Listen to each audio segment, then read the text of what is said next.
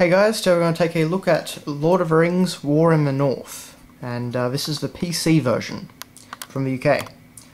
So on the front cover here we have this cool artwork, we have Agendar, and we have the three main characters of the game, or over a snowy field, yeah, because it's for Middle-earth North.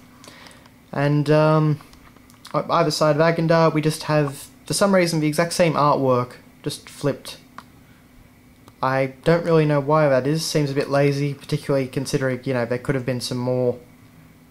Yeah, they could have used artwork for different boss enemies or something like that, but... Yeah, anyway.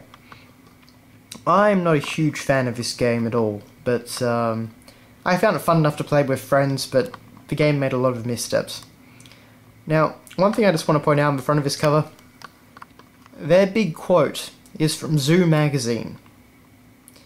Now, this is the first game that I have seen with a quote on the front of it from Zoo Magazine, which says, an out-and-out gore-fest, it's Total War. Well, I'd say, for one thing, it's not really an out-and-out gore-fest at all. It's got it's got some gore and some blood, which has been touted as a big feature, but yeah. And I saw very little that was really showed me war. So, yeah. Not a good sign, that quote. On the side here, though, we do have the actual logo printed, which is pretty nice.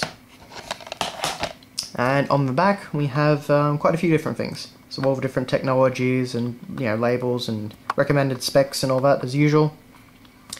We have a few more quotes. It got the Best Multiplayer Award nomination from XPlay. And it is definitely the license's best-looking action RPG yet. Notice the license's best-looking action RPG yet. The previous action RPGs for Lord of the Rings were on the PS2 and Xbox, so yeah, not exactly high praise.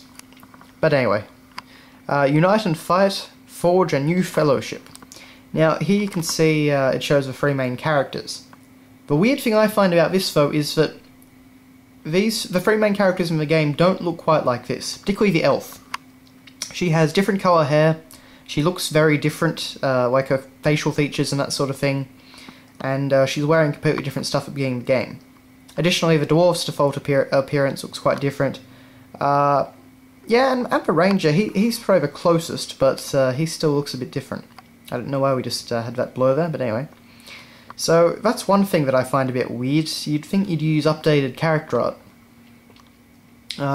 Then, of course, they show you a few different things. Witness a new dark chapter in the war-torn lands of Middle-earth.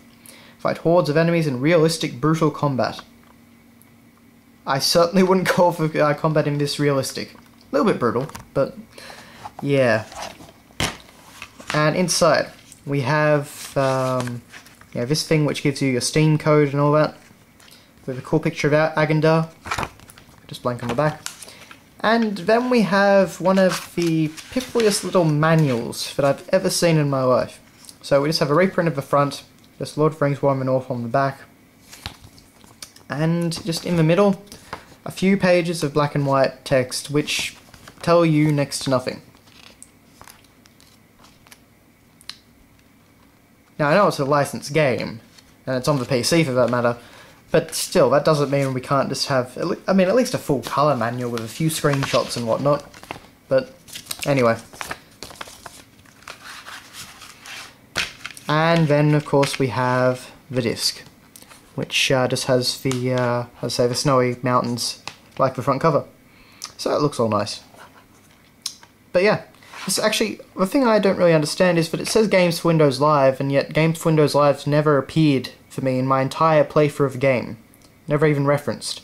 So I don't know what happened with that.